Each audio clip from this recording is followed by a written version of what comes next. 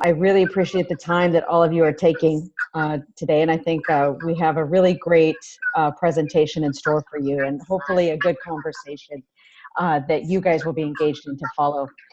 I want to also just take a moment while I have access to all of our grantees to thank you for all of the work and effort you guys put into submitting your annual performance reports.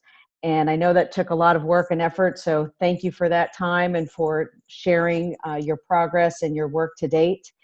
I know my colleague Candace, who can't join us today, is reviewing those as we speak, so I appreciate, again, the work you guys have done. I just want to kind of harken back to what seems like light years ago, and that is November of 2017, when we all got to meet in person and talk about the work of the NAL program in particular.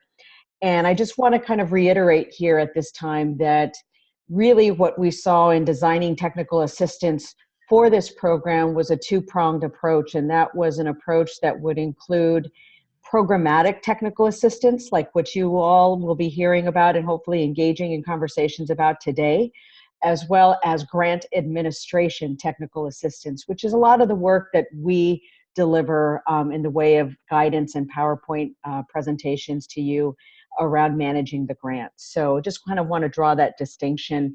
It's certainly not mutually exclusive because you've had a lot of support, I know, from Synergy to prepare the reports and the required activity, but just want to share that out with those of you who might be new to this process. The purpose of today's webinar is really to kind of be able to dig into some of the issue areas that we know you've raised from the outset, and that over time, particularly over the on-site visits and some of the APR work, seeing that this was a need that we thought would certainly be of value for all of you to listen in on, and again, contribute your questions and hopefully get some answers. Finally, I just want to make reference, and I'm going to ask Sarah as we proceed into the presentation. She'll get at this a little bit later.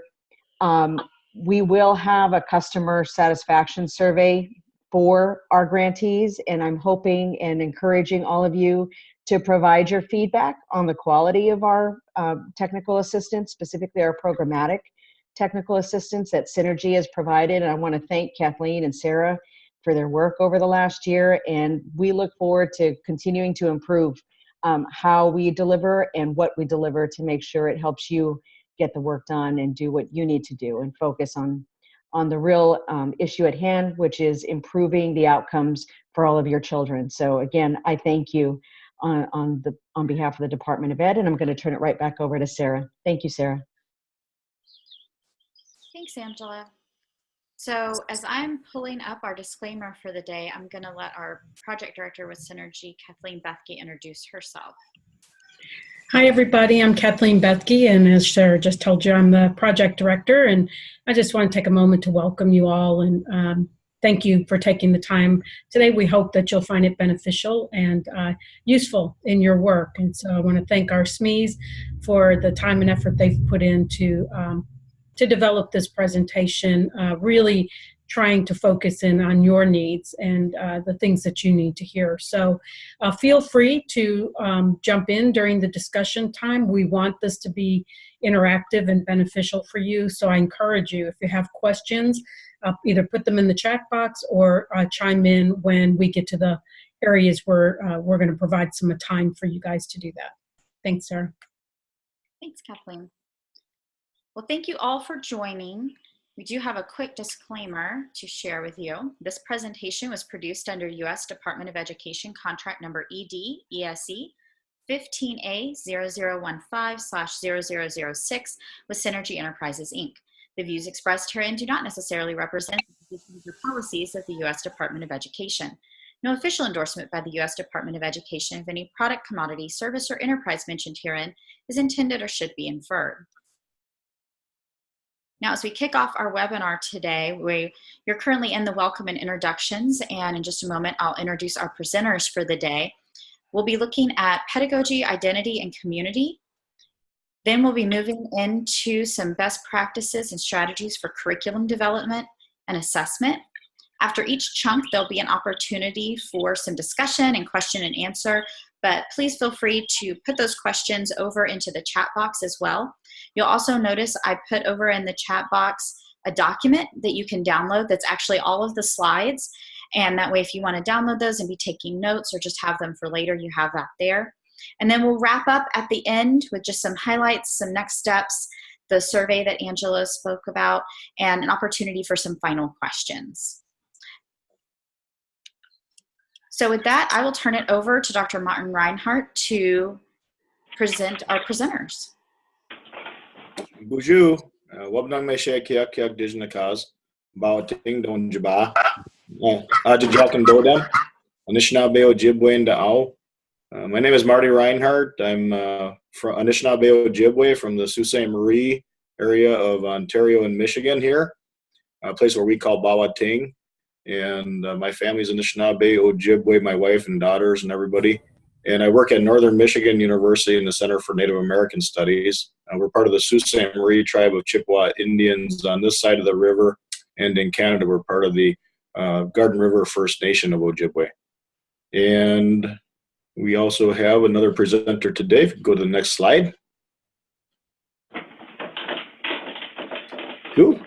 Aloha mai kako e nā kumoiwi mai ka piina kala e ka hikina kala wau o ku kahakalau o Hawaii ku o ne hānau o kila wea ku mauna o ipi o ku uawawa. Greetings from Hawaii. I'm Ku Kahakalau and I've been a Hawaiian language teacher since 1985. I'm delighted to join you folks today from Hawaii Island, where our goddess Pele is alive and well and creating new land and really empowering all of us as we're trying to continue to practice our native traditions and keep the language of our ancestors alive.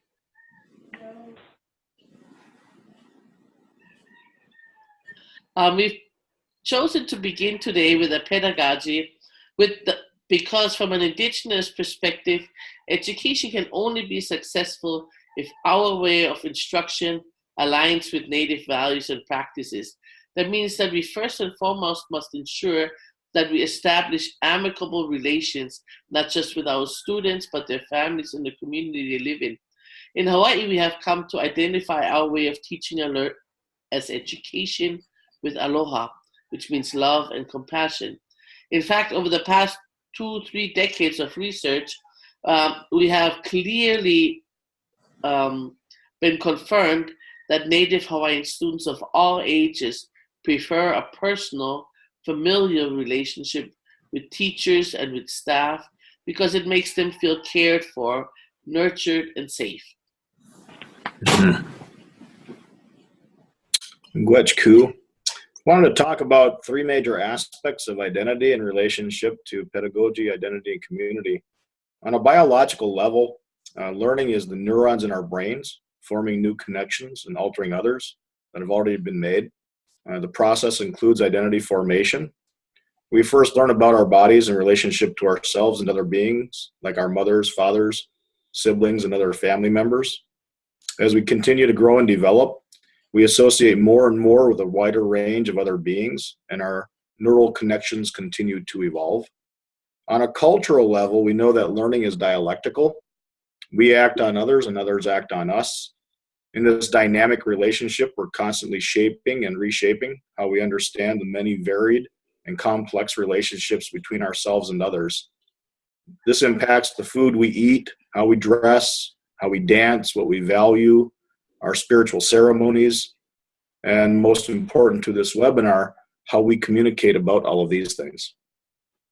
Lastly, on a legal and political level, we know that laws, policies, governance structures have a major impact on language learning, whether it's in the form of federal grants for native language immersion programs or the guidelines and standards we incorporate into those programs.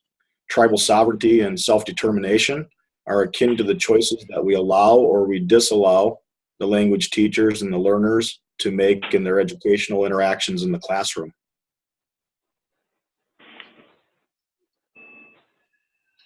One important aspect of native language learning is to tap the assets of each individual learner, his or her family, the community, and the tribe to advance individual and collective native language capacity. These assets can differ significantly from community to community, and while some families and communities and tribes have more capacity than others, as native language teachers, we should always do our very best to access the assets available, which include not just human resources, but also the land, the environment, the places considered sacred or significant, etc. It's also important that any native language learning program has a good sense of where their language learners' families and communities stand in relation to the goal of the program. And so a native language inventory can play an important role in identifying native language speakers, teachers, learners, curriculum materials, technologies, policies, and other resources that may help students to learn. A native language inventory is basically a snapshot of your community's capacity at a given point in time. This will undoubtedly change as your program continues to grow and develop and have its own impact on your community. The inventory also allows you to see both strengths and areas of concern, and using the inventory allows you to help to plan your program activities. It really makes a lot of sense. The core of Indigenous language programs are obviously the Indigenous languages themselves. Our goal is to impart this knowledge to the language learners. Indigenous language speakers are the carriers of Indigenous languages. Some of these folks are first speakers and some are also teachers. General education teachers can also play a vital role in these programs as both language learners and most ultimately, I think, as language teachers themselves.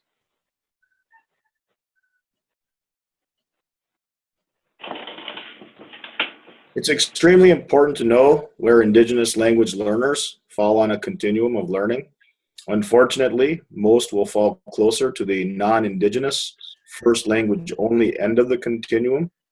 Very few of our students will fall at the Indigenous first language only end of the continuum today. Obviously, we need to develop a curriculum that is responsive to the needs of students wherever they fall on the continuum. We have to meet our students where they're at. Individualized education plans are really the only way to assure that we know where all of our students are so that we can monitor how they're progressing. Just like broader program goals, each learner should have goals and a plan for how to get them there.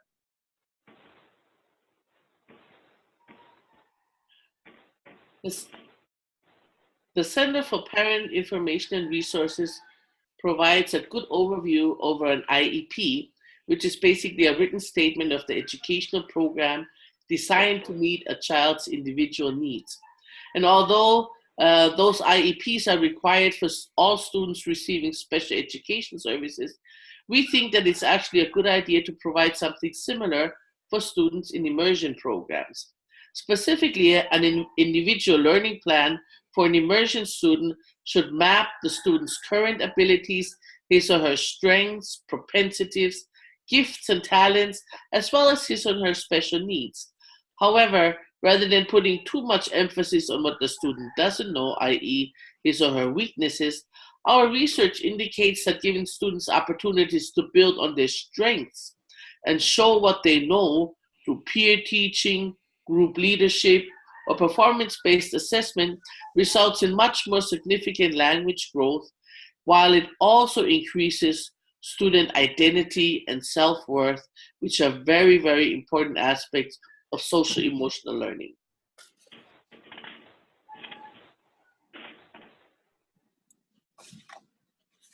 All right, we are moving into the curriculum development section of our webinar today. And we thought we'd start off with talking about the 7 principles of universal design. Some of you may be familiar with these. Again, this is coming out of the field of special education. And principle 1 is equitable use. For this principle, you'll want to think about how design might be useful to people with diverse abilities. Does it provide the same means of use for all users? Does it avoid segregating or stigmatizing any users? Principle 2 is flexibility in use. Does the design accommodate a wide range of individual preferences and abilities? How much choice in the methods does it provide? Is it equally accessible to right-handed or left-handed users? Principle 3 is simple and intuitive use. Is the use of the design easy to understand regardless of the user's experience, knowledge, language skills, or current concentration level? Does it eliminate unnecessary complexity? Does it accommodate a wide range of literacy and language skills? Principle 4 is perceptible information. Does the design communicate necessary information effectively to the user, regardless of ambient conditions of the user's sensory abilities?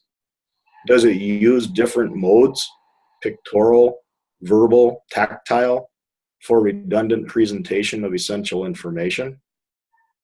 Principle 5 is tolerance for error. Does the design minimize hazards and the adverse consequences of accidental or unintended actions? Does it arrange elements to minimize hazards and errors? Most used elements, most accessible, hazardous elements eliminated, isolated, or shielded? Does it provide warnings of hazards and errors? Principle 6 is low physical effort.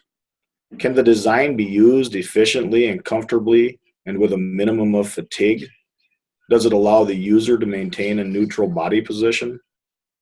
And finally, principle 7 is size and space for approach and use. Are appropriate size and space provided for approach, reach, manipulation, and use, regardless of a user's body size, posture, or mobility? Does it provide adequate space for the use of assistive devices or personal assistants? Another important set of elements was put together by Demert and Towner. The late Bill Demert, some of you may be familiar with his work in culturally based education. These 6 critical elements of culturally based education are based on their findings from a study that they conducted a few years back on successful Indian education programs. You notice that the recognition and use of Indigenous languages are included as a critical element, although it does allow for multiple approaches as to how that's accomplished. It's not enough just to include Indigenous languages in the curriculum. However, they concluded we must also consider traditional cultural characteristics and adult-child interactions, teaching strategies that are congruent with traditional culture, recognition of importance of Native spirituality, and strong Native community participation, and knowledge and use of the social and political mores, the customs, values, and traditions of the community.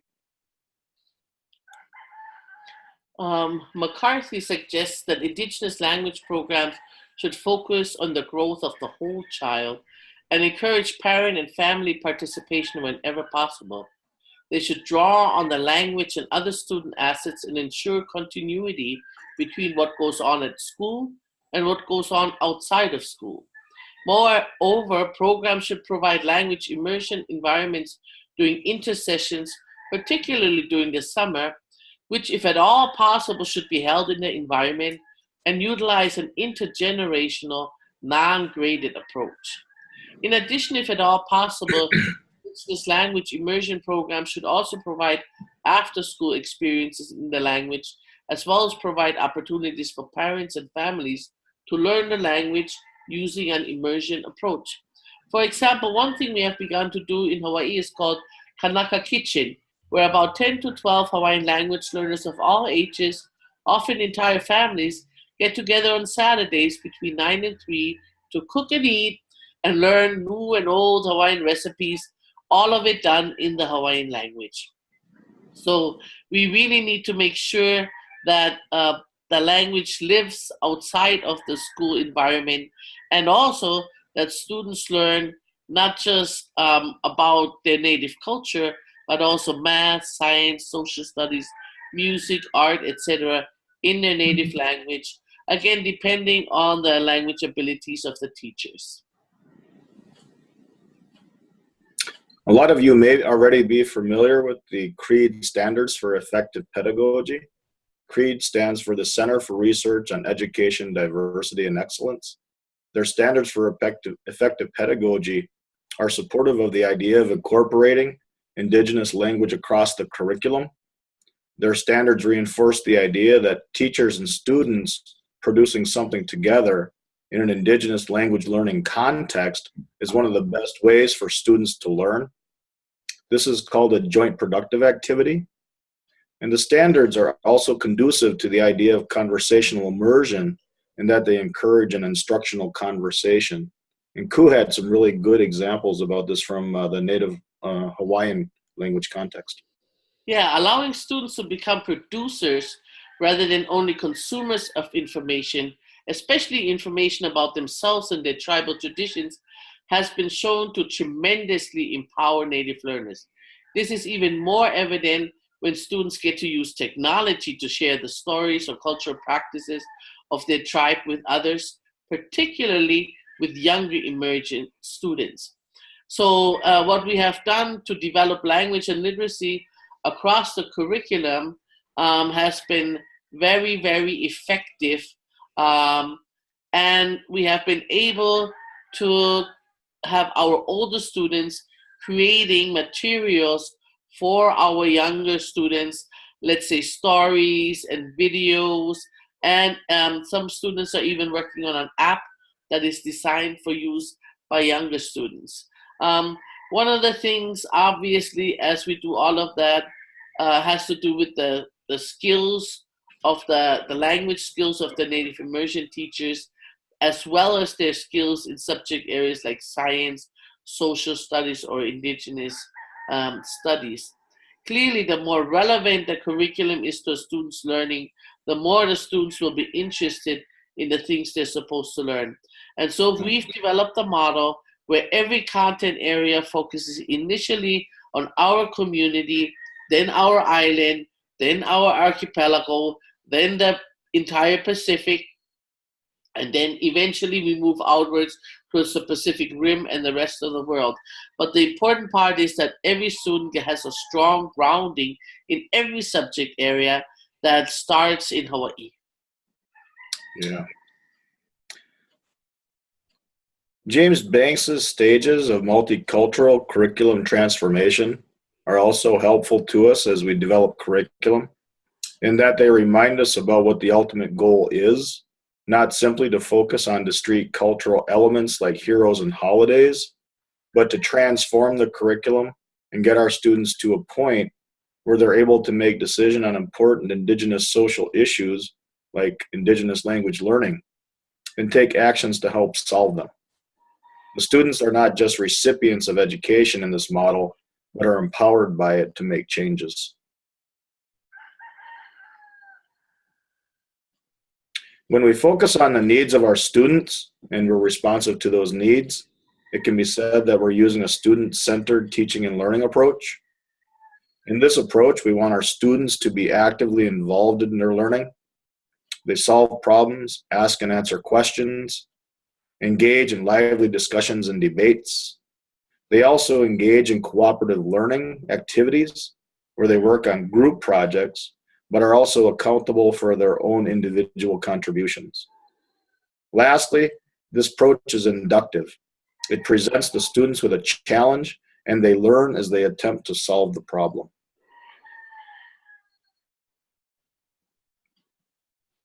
Many of the items and explanations in the checklist on this slide here can be found in Slavin and Seal's How to Tell the Difference, McCluskey's Guide for Evaluating American Indian Materials and Resources for the Classroom, or my own, Reinhardt and Madej's Interdisciplinary Manual for American Indian Inclusion. Some of you may be familiar with these works. Issues of identity permeate American Indian education. It's vital that we pay attention to how labels come through in our work. For example, consider how the term Indian is compared to Anishinaabe or Native Hawaiian. There may be times when it's appropriate to use one versus the other, but many people haven't been taught about those things. Since Indian is a pan-ethnic term and the others are specific to cultural groups, we need to be able to explain to our students and others why we would use them as we do. Cultural and linguistic accuracy are extremely important to Indigenous language immersion programs, but can also present great complications.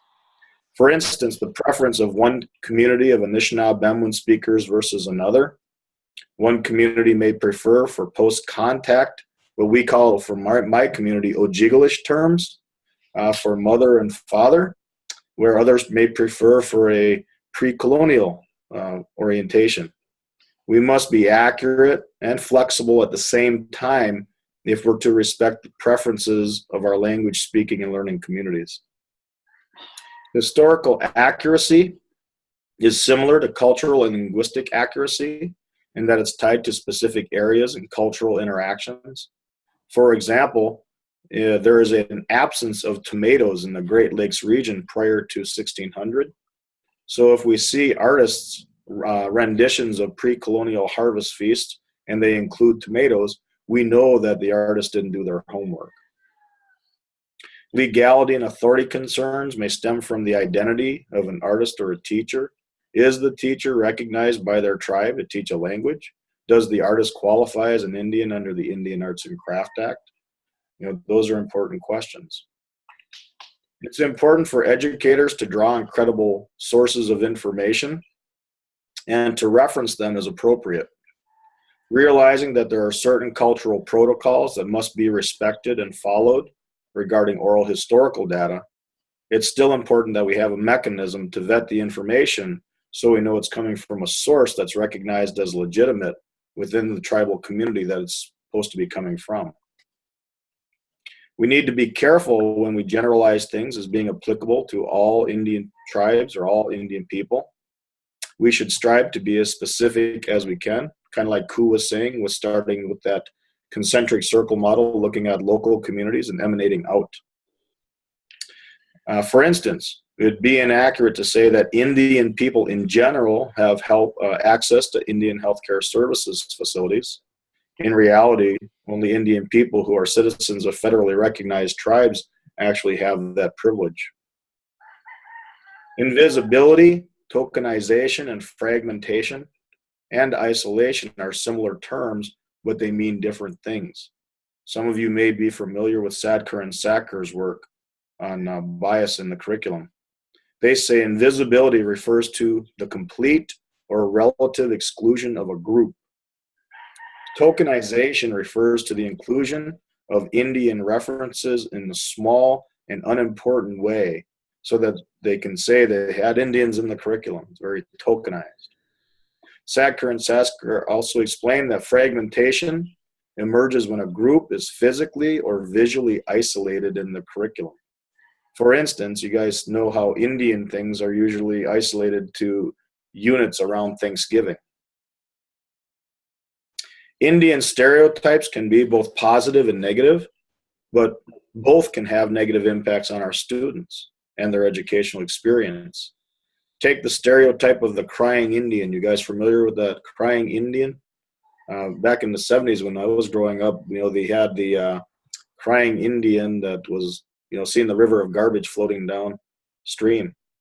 And, people generally think of that as a positive stereotype. The idea that Indian people are environmentally conscious. Then also take the casino Indian, which is often portrayed as negative, making Indians look like all we care about is money.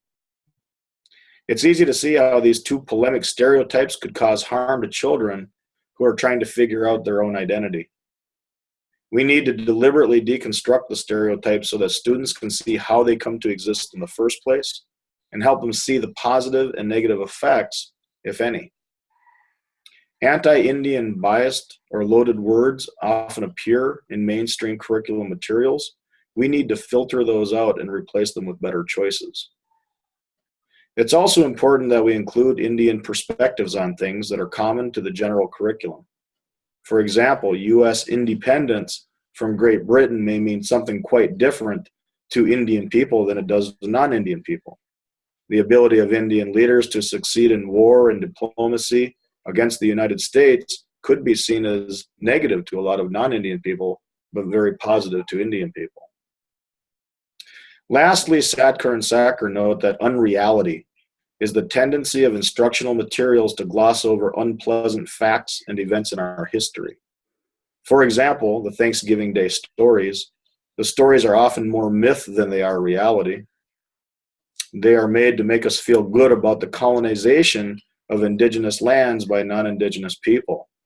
Not only are they historically inaccurate, but they often try to sell us on a reality that empowers one group over another as though that's a good thing. American Indian interdisciplinary thematic units are an excellent way to indigenize the curriculum. Oftentimes we think of indigenizing as the counter to decolonization, or they come in pairs. Indigenous peoples' traditions often include the idea of all things being interconnected. This approach honors those traditions by being based in indigenous cultural themes while showing how the lessons are linked across grade levels, disciplines, and out into the community. I hope you like that image on this slide as well. That's one of my images, Turtle Island. It comes from one of our cultural stories up here. I'm sure a lot of other cultural communities have it. My wife was also Turtle Clan, and I was trying to impress her when we first met. So alignment is a big part of the thematic unit approach. And we begin with a focus on standards alignment, which includes tribal standards. All tribes have sovereign authority to create and implement their own standards, although many have done so at this point. And if the tribe has not developed their own standards, it may be that the standards currently exist within an oral tradition, although maybe not a written tradition. Examples of national standards include like the National Council for the Teachers of Mathematics, the National Geographic Standards. You know, those are important. I think a lot of people are familiar with the state standards or the Common Core.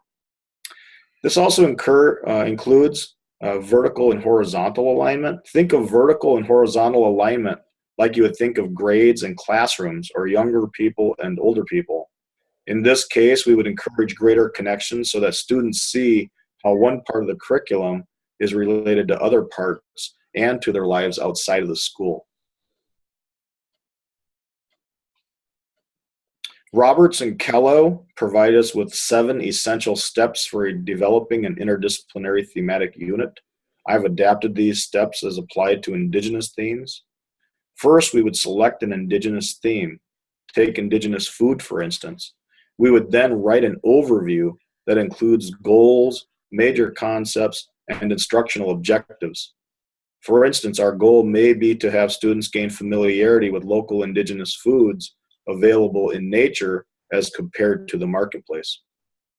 We would think about how grade level standards may align with our goals.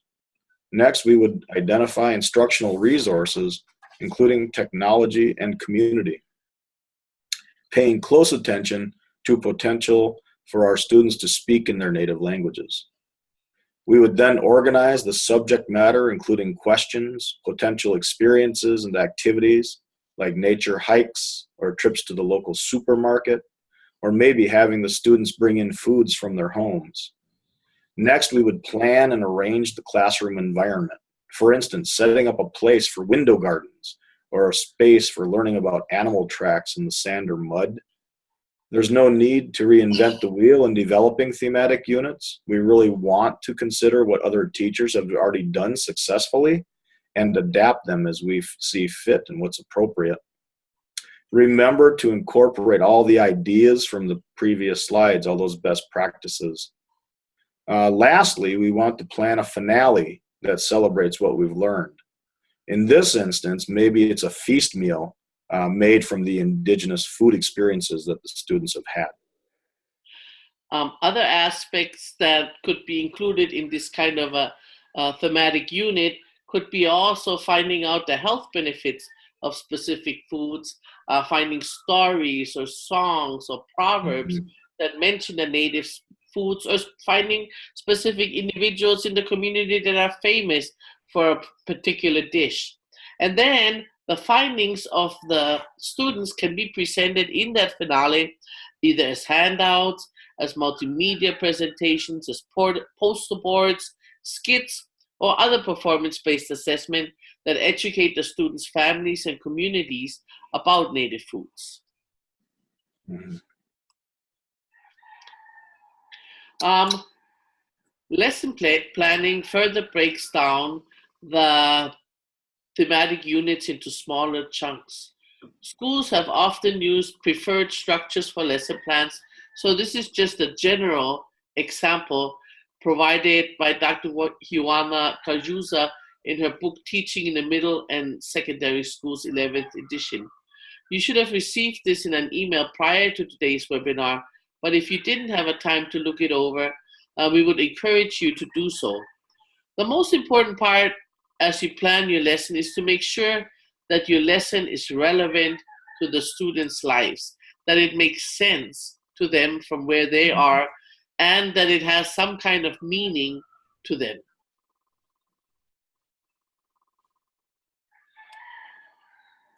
Although we didn't have time to incorporate the video into our webinar today, you guys are also encouraged to watch the example immersion lesson plan video and to think about it in conjunction with the actual lesson plan that was emailed to you prior to the webinar.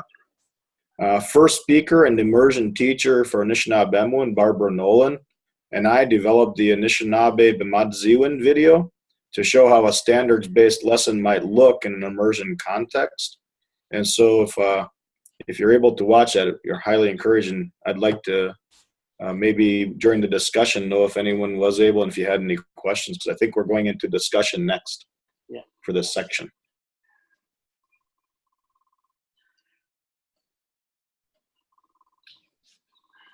Yeah, so now as we move into kind of a chunk of discussion, if anybody has any questions, also if you didn't get a chance to see over in the chat box, on Friday I sent out the example lesson plan that was just referenced. If you didn't get a chance to look at it, it's also over in the chat box and you can download it from there to take a peek at as well. But if you have any questions over the pedagogy section or curriculum session, you can unmute and ask, or you can pop it over in the chat box.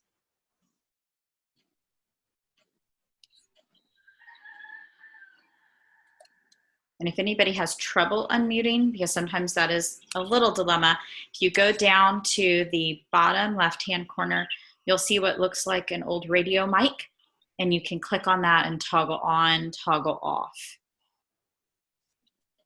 Also on Friday, you should have received the link to the video that Marty referenced. It was on the previous slide.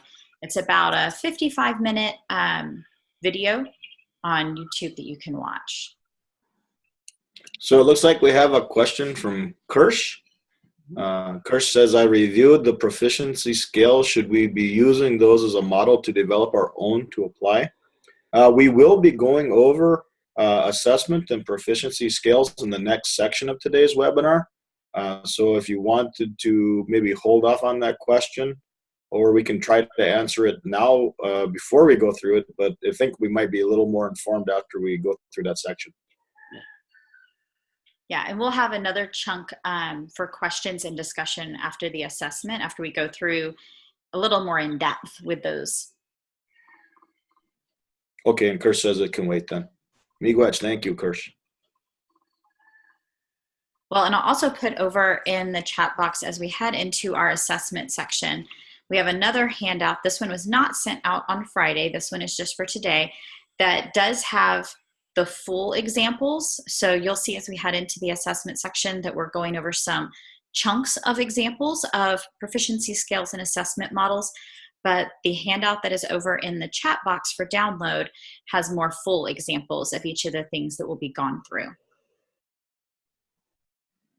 All right, if there aren't any questions right now, then we'll go ahead and move into our assessment section. If as we go through, if you have any questions, pop them in the chat box and we can get to them in just a bit.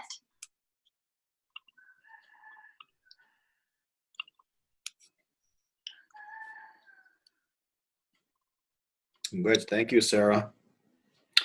As grantees, each of your programs are expected to report on the number and percentage of students who attain proficiency in the native language being taught, the number and percentages of those who make progress, those who show improvement in academic outcomes, and their daily attendance. These are known as the GEPRA measures. These are based in law under the Government Performance and Results Act of 1993. This statute requires all federal agencies to manage their activities with attention to the consequences of those activities. How native language proficiency and progress toward proficiency are measured was up to you as the grantees to define.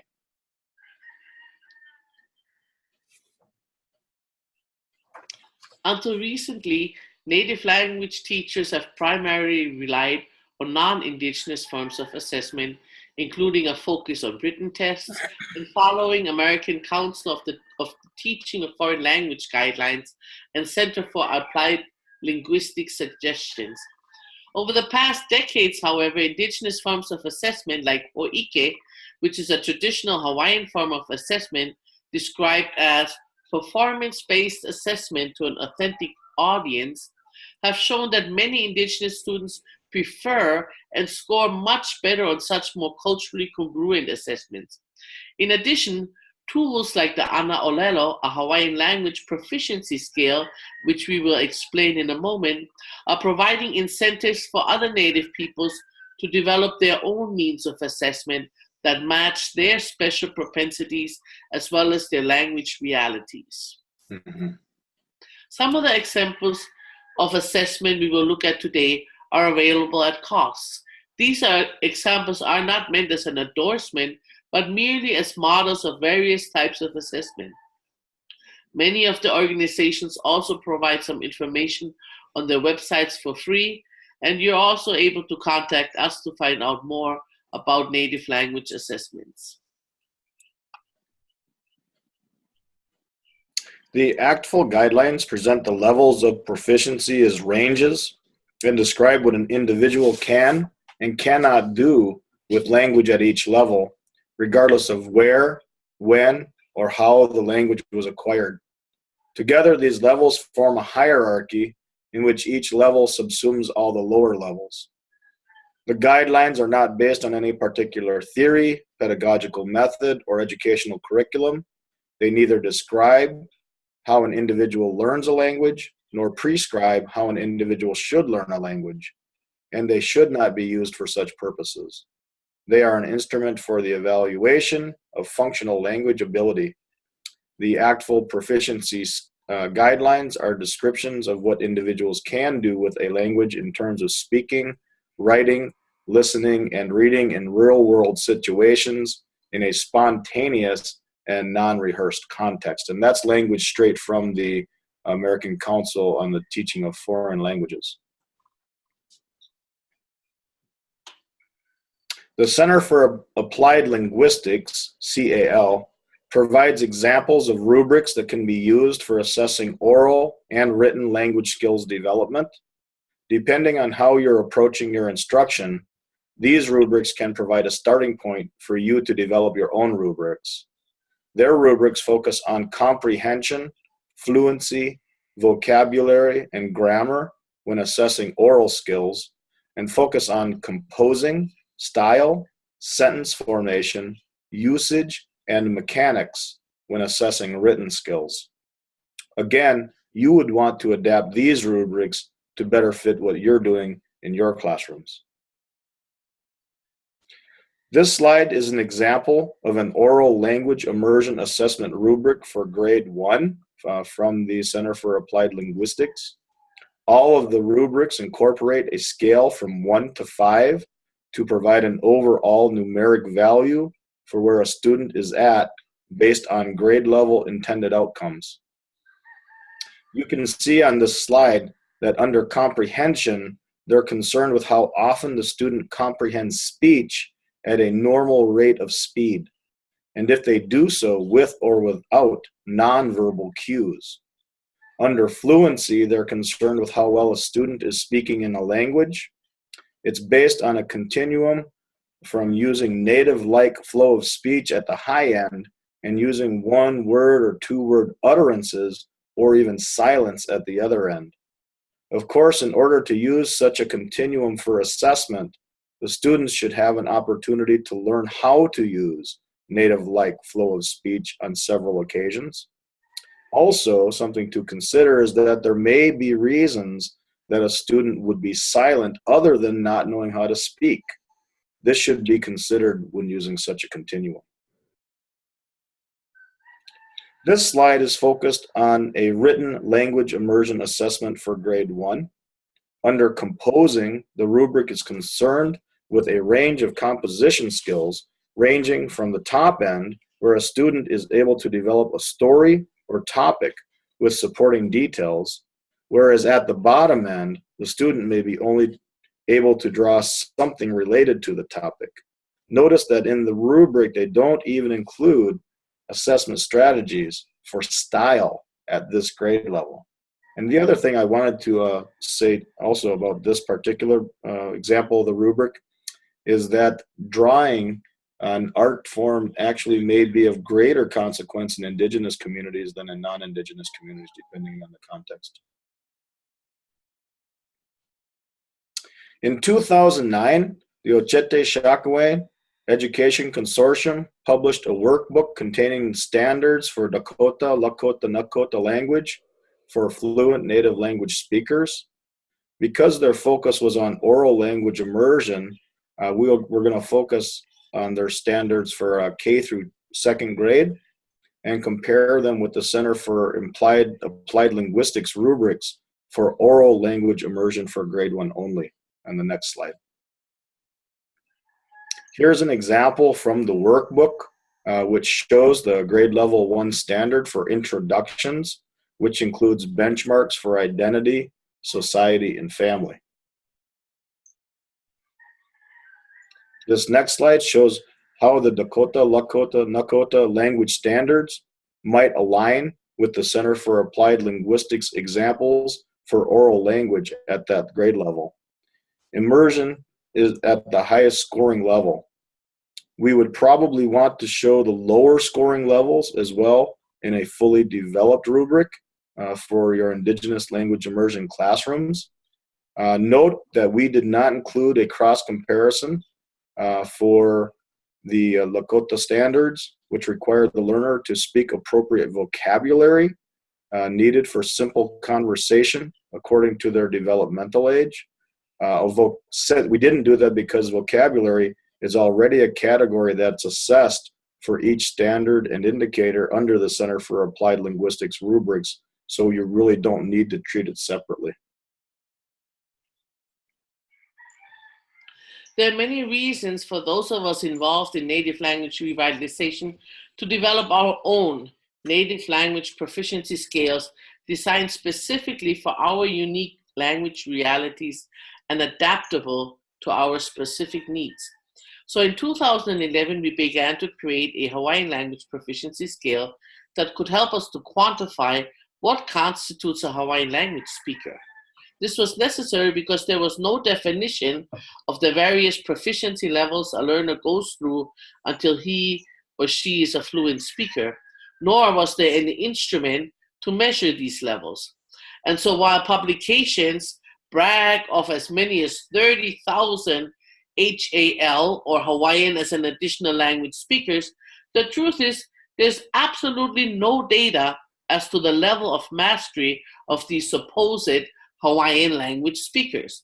In other words, some of these speakers who can barely introduce themselves in Hawaiian, whereas others like myself have been learning and teaching the language for many decades. And so we created Ana Olelo, which literally means to measure language, and which is a Hawaiian language proficiency scale created for Hawaiians, by Hawaiians, focusing primarily on oral and cultural proficiencies.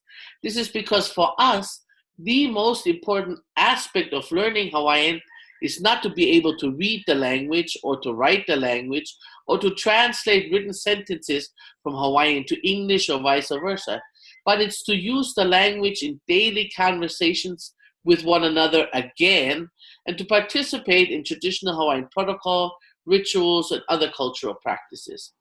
And so Ana Olelo characterizes someone as a basic Hawaiian language speaker when a person reaches a level 3 proficiency, which is defined as Kahakalau already.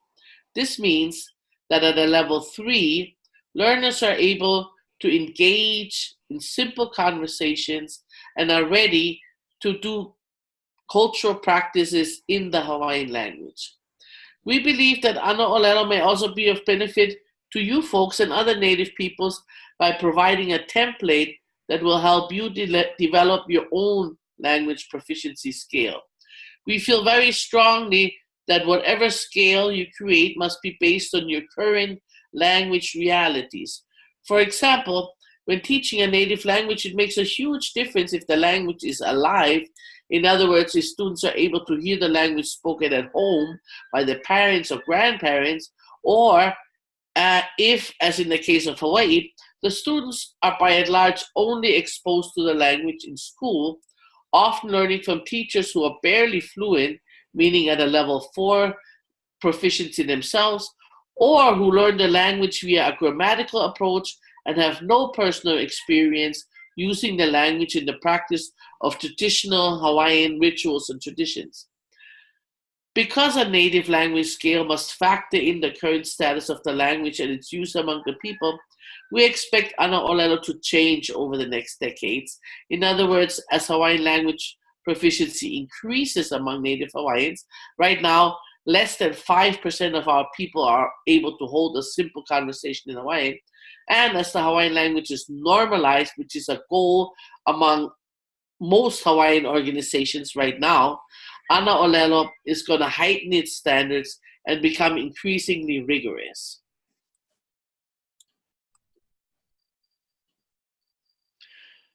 So we created Ana Olelo to prove to tens of thousands of Hawaiians currently at a level 2 that they already have significant Hawaiian language assets, and which is something that will greatly facilitate their transition to a Hawaiian language speaker as they progress from level 2 to level 3.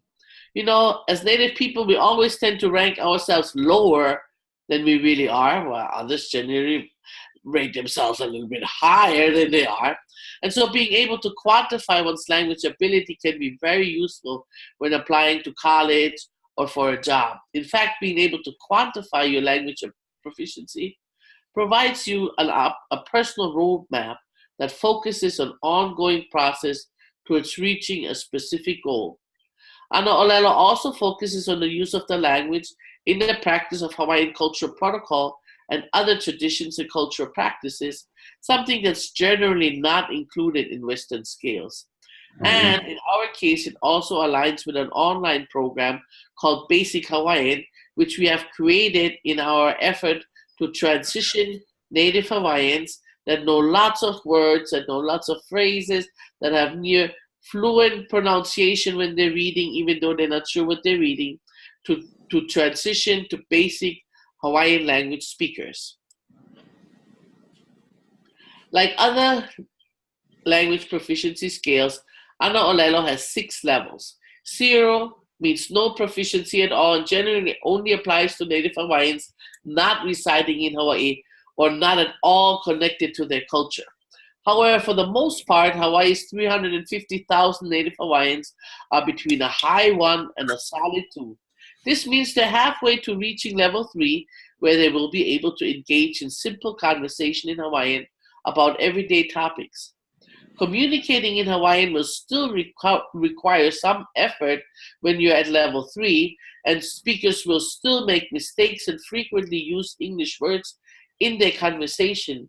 Yet, they have overcome the fear of speaking Hawaiian in front of others, including those who speak better than them, because they have realized that making mistakes is a normal part of language learning.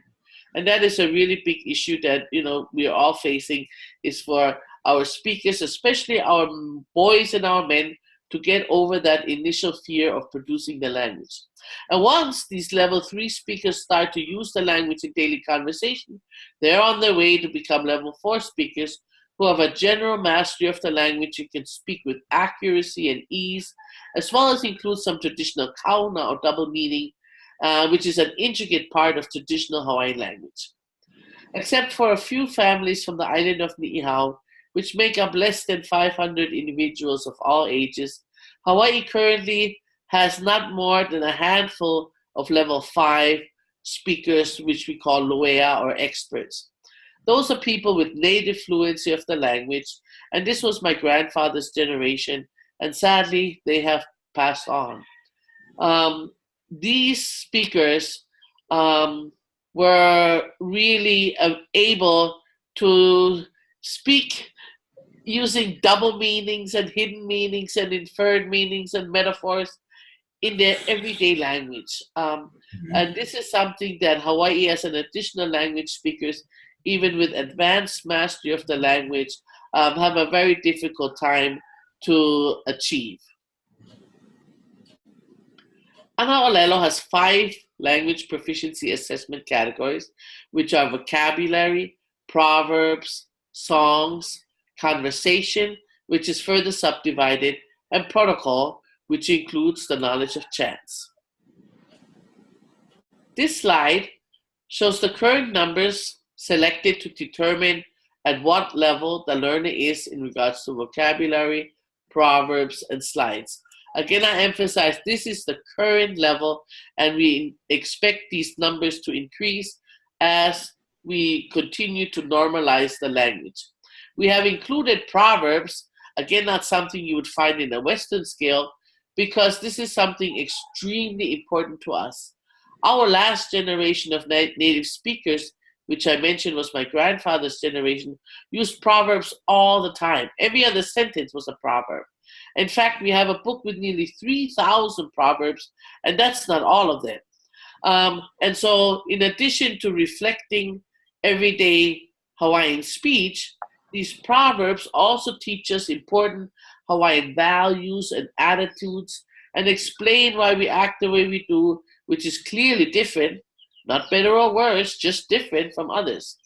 So in order to be a level 3 learner, you must know at least 1,000 Hawaiian words, which is something that all learners should know after they complete our 2-year basic Hawaiian language program, and which many Hawaiians already almost know, even if they never took a Hawaiian language class, because we use the words in our pidgin, in our colloquial language. In addition, a level 3 learner must know at least 40 proverbs and 40 songs, which are taught in basic Hawaiian as well. Determine these numbers based on current realities and using common sense. As mentioned, in the future, we expect these numbers to rise. We divided the conversational skills category into 7 subsections. Greetings, which includes not only greeting people, but also greeting the land, sacred places, the elements, and the spiritual world. Other categories include introduction, descriptions, Q&A, informal conversation, which we call talk story in Hawaiian, formal presentations, and storytelling.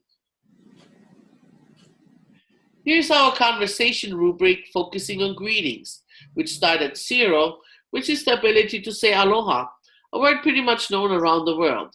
Level 1 could entail being able to say aloha kakahiaka, good morning, while a level 2 greeting could be aloha e nā akua, aloha e nā aumakua, aloha e nā li'i Hawaii, aloha e nā kupuna, aloha e nā makua, aloha e ka leuleu, which is more of a memorized greeting that many people are able to produce. At a level 3, an individual should be able to engage in a basic greeting where he/she is able to greet not just people, but places, the elements, and the spiritual world. At a level 4, the learner is able to spontaneously integrate maybe a proverb or a place name or a historic reference or a metaphor, while at a level 5, a speaker, or rather more of a chanter, is able to compose on the spot elaborate, poetic greetings with multiple levels of meaning, some understood perhaps only to the orator or chanter and one of the individuals addressed. These greetings are full of metaphors that compare people to places, activities, and are just incredibly poetic. As mentioned, to us, one thing of extreme value and importance is the use of the language in the practice of traditional rituals and ceremonies, which require not only knowledge, but also practice of traditional protocol. To us, protocol simply means doing the right thing at the right time for the right reason. And because we are within the confines of the state system, we obviously never use the word prayer. We always refer to everything that we do that connects us to the spiritual world or to the environment as protocol. The protocol rubric of Ana Olelo is broken down into 4 sections. The knowledge of chants and prayers, i.e. the ability to chant or to recite a chant or prayer. The understanding of chants and prayers, i.e. the ability to talk about the content of that chant and prayer. Knowledge of protocol, i.e. the ability to explain the process, the context, and the purpose of a particular protocol, like greeting the sun in the morning. And lastly, the practice of protocol, i.e. the real world use or praxis of chants and prayers as part of our way of living. So here we have the protocol rubric that is focused on understanding of chants, or how well the learner knows what the chant means. 0 means they could be able to recite the chant, but have no clue what they're saying. This is not that uncommon in Hawaii. Many people can recite chants and sing songs, but really have no clue what they're saying. If they're at a level 1, they can say the chant and maybe have a little knowledge, like the general theme. At a level 2, they know a little bit more and they can explain the basic gist of the chant, while at the level 3, they can do a basic literal translation and share the meaning of the chant.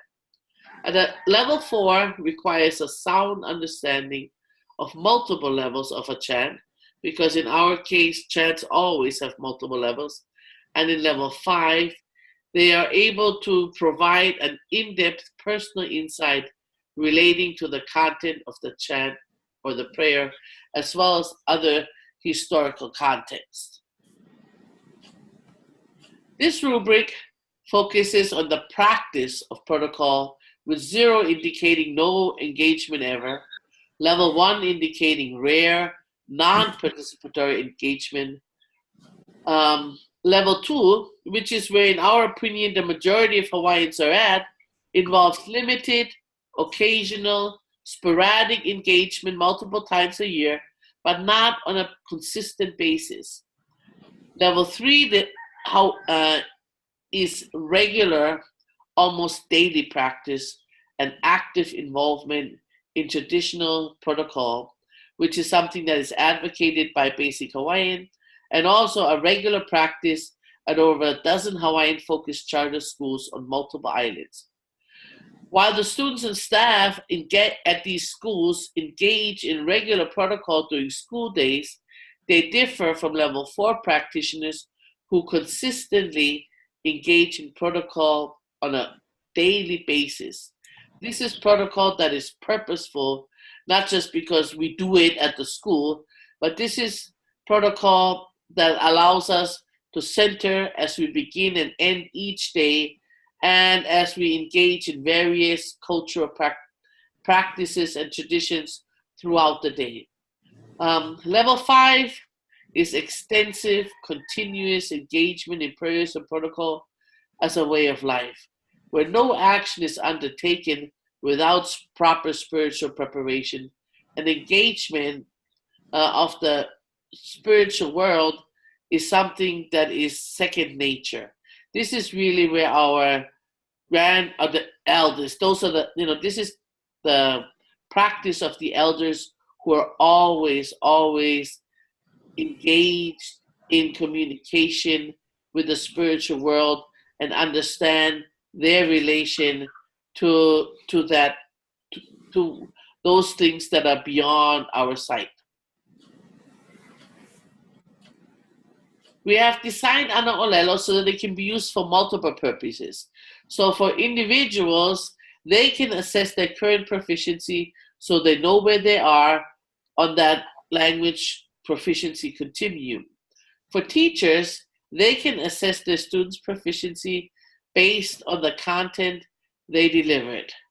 And they basically can use multiple choice, fill in the blanks, or other tests, as well as an online games or oral tests.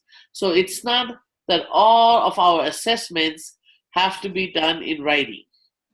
And then thirdly, if individuals want to get a professional assessment, which issues a Hawaiian language certificate for level 3 and 4 in the form of digital badges, they can come to our Indigenous Language Research and Culture Institute. And what we will do is we will give them a vocabulary, a song, a proverb, and a protocol test that's engaging and interactive. Then we engage with them in about 15 minutes of basic conversation, where we just score their ability to communicate simple thoughts and ideas and respond to such thoughts and ideas.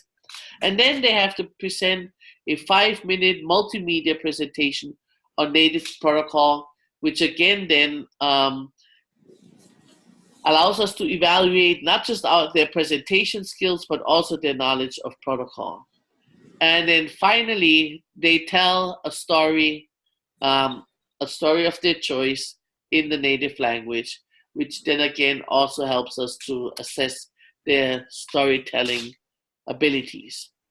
And so when we determine that a learner reached a level 3 or a level 4, we issue digital badges or seals of biliteracy to these students or these learners. Mm-hmm. Creating our own language proficiency scales is part of our efforts as Indigenous peoples to assert our rights to perpetuate and use our native languages at home, at school, at work, and at place, and to pass on and to revitalize our native languages according to our propensities and our preferences. This also includes measuring native language proficiency based on our standards and our parameters. And as Marty mentioned, those standards may not be written down, but they exist. And I venture to say that similar to our Hawaiian standards, our ancestors have left extremely high standards for us to reach. So there's nothing wrong with borrowing and aligning with Western paradigms and standards if they resonate with our way. However, there's also nothing wrong with us doing it our way when our worldviews, our practices, and our traditional ways of assessment differ from established Western methods. Ayana haina iloko kako. The answers are within us was the theme of the World Indigenous Peoples Conference on Education held on our island here in 1999. We strongly believe that we must trust in our ancestral wisdom as we take our place as 21st century natives and global citizens, able to walk comfortably and successfully in multiple worlds.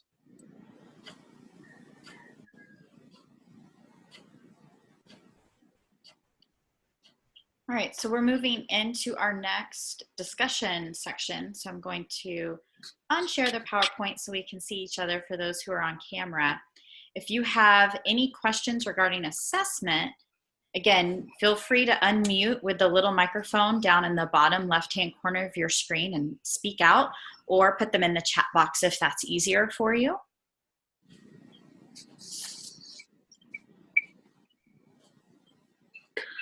Hi, this is Mike Hughes.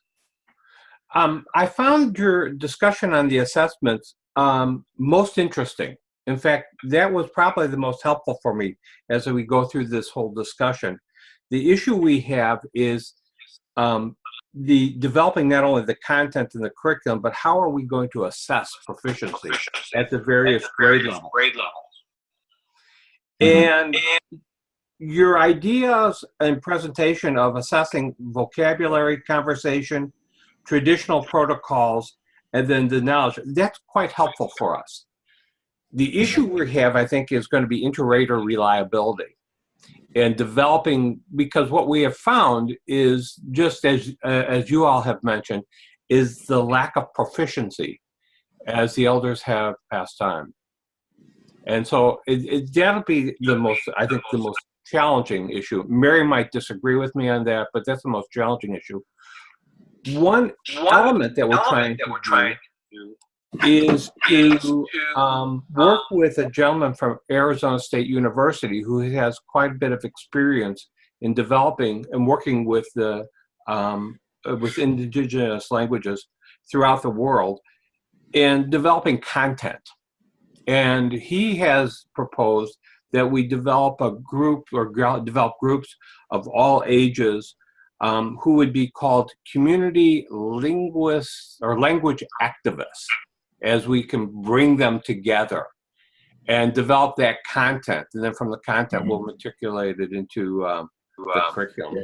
But the assessment is the issue that we're going to face. And I'll let Mary or Flora discuss any of that if they want. Can I respond just one thing real quick?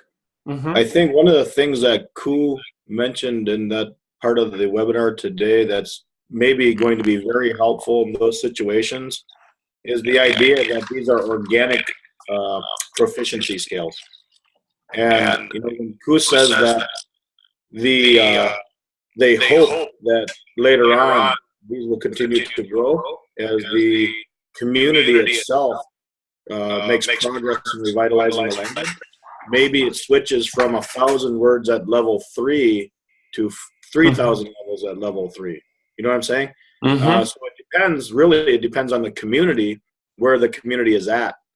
We really can't use one, approach for every community, no cookie cutter approaches, because some communities have had the carpet pulled out from under them worse than other communities. So maybe in the community that you're talking about, maybe 500 words at a level 3 makes more sense, or maybe in other communities where they still have their language intact, maybe it's 5,000 words at a level 3.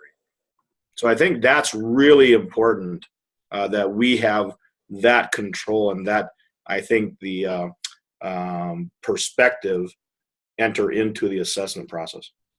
Good point. Excellent point. And as you're looking at your content, creating language vocabulary inventories, kind of, what are some of the basic things that we need to know as far as nature is concerned, and then people just coming up with all these words, that they think are useful words to be out in nature and to talk about things in nature and to learn from nature and with nature. That's one aspect. And then we have all the words that are in the classroom and that are, so that we can talk about things that are on TV, modern words, I would call them. A lot of them are loan words, borrowed words. I tend to emphasize first our old words over new words, but there are, and then kind of looking at, what are those numbers when we think of generating simple conversations, right? And then we quantify it. And there is no right and wrong. We say we use common sense, which we all thankfully have, and we just use that common sense to quantify it. And then as more people are speaking and as more words are created, because that's another piece that is constantly happening. As more technology, for example, is created, we also need to create more words to describe that technology that wasn't around yesterday or 50 years ago kind of thing. So it really is a fluid and ongoing process, and I think it's better to start lower, to put the numbers at the lower end and make people successful, because I think that's been one of our other issues is, we look at ourselves and say, oh, we don't know any Hawaiian, when in fact we know hundreds of words, and we know dozens of songs, and we know some proverbs, and we know lots of place names, and we know how to read the language. And yet when people ask, do you speak Hawaiian? They say no, and so that's something that we want to change by people saying, well, I'm not a fluent speaker yet, but I'm working towards it. And that's a totally different attitude and a more positive way of looking at, learning your own language. Yeah. Pride in the language versus shaming us for not what we don't know. Yeah, exactly. Good point. Well, I also like your discussion of doing asset-based assessment versus a gap or needs assessment and building on the assets. I think that is absolutely critical. Yeah. I appreciate that. Yeah. And much of that is really can come out in project-based learning, by doing projects rather than just one lesson after another that everybody does the same thing. In projects, we can group students according to their strengths. And if you have somebody that is a great artist, as far as a visual artist versus a performing artist versus somebody who's a great orator or whatever it is, then we make sure that they are assessed based on those strengths rather than a written assessment that most of us don't do very well on. If you recall from that Center for Applied Linguistics rubric, where they scored the drawing of something as the low end, why would we not want to score that higher in an Indigenous context, especially if we're using an oral explanation about that drawing? You know what I'm saying? Good point. Very good point. And in general, oral versus written evaluation. I can't stress that enough. Our kids can produce the language so much better orally than they can by seeing some English sentence that they then have to translate into, in our case, Hawaiian, or seeing a Hawaiian sentence that they have to translate into the correct English pattern, that this sentence is, which has no relevance to communication. As long as they can say what they want to say in Hawaiian, it shouldn't matter what pattern the teacher is looking for, because that's the pattern that we introduced or that we're on right now. Sarah, I have a quick question for our SMEs. Thank you for your presentation. I had a question because I remember hearing from some of our subject matter experts in different conversations the critical importance, and it's kind of related to what Mike just raised, but the parallel work of engaging the community as you're developing both the curriculum and the assessments. I'm wondering if you can speak to this very issue of, where do you level set, right? What concrete activities and strategies are you taking on in engaging the community? I'm thinking namely the parents and other critical stakeholders in the community to help them inform what you guys are developing for the classroom. Go ahead, Ku. For us, involving the parents and involving the community is very important. The truth is that our parents in our community generally are not Hawaiian language speakers.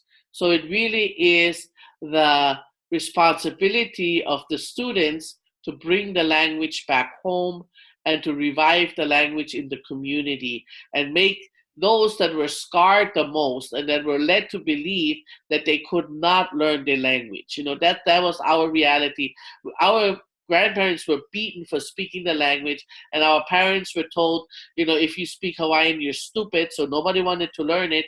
And then when they went and tried the grammatical approaches that were available, let's say from the 80s on, when we had our Hawaiian Renaissance, they could totally not understand what was going on because they didn't know English grammar, and that was the only way that you could learn Hawaiian. And so it's our responsibility as a school and as language teachers to assure that our students somehow bring the language back home. So one thing we just had this past weekend was this finale that Marty talked about. There's over 300 students at the school that I founded were on stage for over 2 hours performing what we call a hula drama, where they brought everything that they learned during that school year in chants and dance around a thematic unit. That's we do every year. We create a theme for the school, and then all from 0 to 12, or from preschool to K-12, everybody focuses on that theme. And at the end of the year, this thematic outcome is presented to first other schools, then the parents, and then the community. And what it does, and it's all done in the native language, and yet because it is done through hula, through chanting, and through skits and dramatization, it shares the stories of our place, of our community with the community, and it excites and it empowers the community and it gives them hope. I think that's the most important part, is when our elders come up that do not know any language anymore. You know, my parents' generation and husband's generation, they're pure Hawaiian and they have no connection to the language. But when they see this kind of energy that the students are displaying, and when they hear them talking and singing and chanting in Hawaiian, they come back and they say, now I have hope. And I think that's the most important part for us right now, is giving our parents' generation and grandparents' generation and our community hope again that the language is living. And then we involve them in learning about it through these performance-based assessments to an authentic audience, is what it's called in Western terms, but what we really call ho'ike, and which has been our way assessment for thousands of years. So in this whole language learning and Indigenous education in general, we really believe that ancient is modern. And the way we work with our families and communities, by including them, so the parents help, with the tying on the loincloths and dyeing the materials and whatever it is that they need to be a part of, wherever they can help. And we bring them into the classroom. We provide every month there are opportunities for the community and the parents to come and learn about what the students have been doing. So these authentic presentations happen all the time, and that is our way to engage the parents. We also have a weekly newsletter where we share one proverb per week and explain it and ask the entire family to learn that proverb. So there's lots and lots of things that we can do and are doing to make sure that our parents are involved. We don't do field trips because they're apparently too much fun, so we call them research. And our research trips always involve bringing parents along and visiting elders in the community that may not know the language anymore, but still have lots of cultural practices that they can share with the students. So those are just some examples. Thank you. One of the things that, like here at Northern Michigan University, we have an Anishinaabe language courses. And one of the things that we're proposing is a decolonizing language project. Because we just really, in order for us to move forward, we really have to up our game as far as getting the students to actually use the language in the community context. Right now, they come to our classrooms, they speak it in the classroom, they leave the classroom. Maybe they'll get together with their friends and talk it outside, like at a club or something, a language club, not a bar. But but we want them to take it out into the community. And we are not here in Marquette, as we don't have as many resources as other reservation-based communities. So like we have other immersion programs that, close by that are in reservation communities where they actually have first speaker elders. They actually have a great deal more activities going on that are immersion-based activities. But we want to do something for the students that are here, including not just on campus, but off campus, the K-12 and community. But we don't have the same amount of resources. So we beat ourselves up constantly over what we're not doing, whereas at some point we just said, okay, what can we do? What can we do here using that, that same idea that we need to improve, but not beating ourselves up for what we don't have. Let's truly recognize what we do have and move forward. Yeah. Well, I think that brings us to a good place to do our super quick recap of the presentation today and some of the takeaways we hope are beneficial.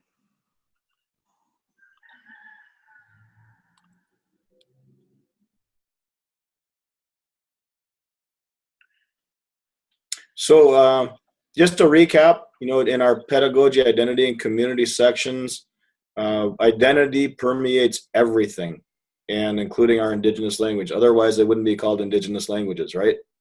The community must be involved in developing and delivering and measuring the success of these programs. Individualized learning is where we really have to be, because we have to meet the students where they're at in order to really see how they're going to progress. And when it comes to curriculum, it has to be culture-based, it has to be inclusive and holistic, and really including that spiritual world that is so important to us. It has to be empowering and thematic and place and project-based, as well as student-centered. Our assessment, because this is part of your grant requirements, has to follow the GEPRA requirements and include standards, but these could be your own standards and your own scales. If at all possible, it should also be indigenous, organic, of high quality, and follow some of the best practices that are being articulated more and more these days, and that can be found in so many different publications. Thank you. And so we'll have a little last time for questions, but I wanted to bring your attention to some references. There's a document that's been put over in the chat box again for your download that has all the references from today's webinar. So if there's websites or books or articles that you'd like to go and see the source material and learn more, you have that document to be able to do so. And that brings us to our wrap up. Here is the contact information for Angela Hernandez-Marshall, Kathleen Bethke that you met at the beginning of the webinar, and myself, as well as if you have any questions for our presenters, please reach out to me and I can help facilitate that conversation and get you connected with them. Also, you'll see over in the chat box, Angela had mentioned that we have a customer satisfaction survey. So we've been interacting with you over the last year through the needs assessment process at the project director kickoff, through those on-site meetings that we had in the end of February and beginning of March, and then kind of the coaching provided as we led up to the APR season, and then here with this webinar. So all of that will be covered in this survey. So depending upon which bits and pieces you've interacted with, that's what you'll reference for this. So I've put a link to that over in the chat box as well. It's a fairly short SurveyMonkey survey, so it is all online, pretty quick to take. So we would appreciate all of you taking part in that. And then I'll also follow up with an email with that information. We'll also be sending out a recording of today's webinar, as well as those documents that we've shared throughout in the chat box. So if you have any colleagues who weren't able to join today, then they can tune in at their leisure and go through all the materials then. But in conclusion, if there's any other questions or things that you were wondering about, whether it's particular to the content or in regards to your program, we'd be happy to answer any final questions. And we're right at time, so if you need to say goodbye and head off into your day, I hope you have a wonderful week.